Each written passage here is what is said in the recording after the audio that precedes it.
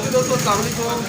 हिन वक़्तु मां मीरपुर ख़ास में मछली बचा आहियां ऐं हिते जेको आहे दोस्त आहे लगारी, जेको लगारी बलोच बिरयानी जे नाले सां कराची जी मशहूरु बिरयानी जेका तड़ वारी बिरयानी हूंदी आहे उहा हिते उनजी शॉप आहे ऐं उहा हिते खपाए पियो।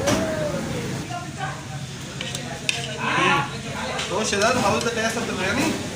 बिरयानी जो टेस्ट ॾाढो बहितरीन आहे।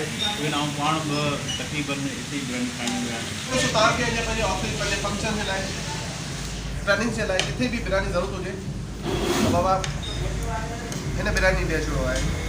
तो हाणे तव्हांखे मिलाइण खां ऑनर सां ॾाढो गुलदस्तन आहे ऐं असां जेको तव्हांजे लाइ कराची मां तोहफ़ो खणी आया मीरपुर ख़ास में कराची जी मशहूरु तयारी बिरयानी ऐं इन खां अलावा असां आर्डर ते जेका शइ आहे पाकिस्तानी चाइनीज़ जेके बि आइटम तमामु आइटम पाकिस्तानी चाइनीज़ तयारु कया आहिनि। असांजी दुकान जी जेका टाइमिंग आहे उहा सुबुह 9 खां वठी राति जो 9 बजे ताईं आहे ऐं उन खां अलावा असां होम डिलीवरी बि कंदा आहियूं। अगरि तव्हांखे किथे ऑफिस में, शॉपिंग सेंटर में या किथे बि अगरि बिरयानी जी ज़रूरत हुजे होम डिलीवरी चार्जिस 50 रुपया कया वेंदा आहिनि। ऐं उन खां अलावा असां सां राब्तो कंदा असांजो नंबर आहे 030333 72 373। पतो आहे मक्का मस्जिद, सैटेलाइट टाउन, मीरपुर ख़ास। शॉप ते जेको अदा हिकिड़ो ॿियो आहे उन ॾाढी इंट्रस्टिंग ॻाल्हि ॿुधाई आहे। हीअ जेके दोस्त आहिनि बेसिकली दे आर ऑलराउंडर, मतिलबु हीअ कमाल जा शेफ आहिनि जेके असांखे हिते ख़बर पई आहे। त मीरपुर ख़ास में तव्हां कुझु बि ठाहिरायो ही ठाहे ॾींदा, छा ठाहे ॾींदा उस तव्हां?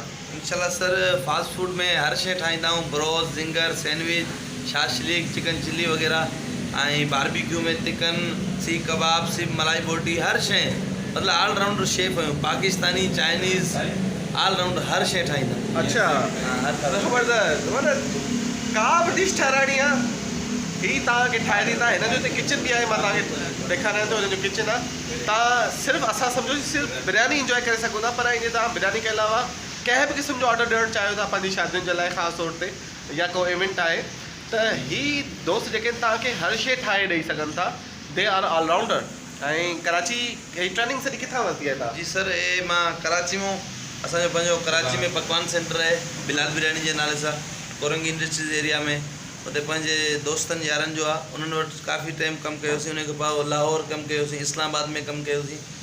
सो अलॻि अलॻि जॻहियुनि ते अलॻि अलॻि कमु सिखियोसीं। अच्छा, मीरपुर ख़ास में हींअर ताईं घणो अर्सो थियो अथव, छा था सम्झो?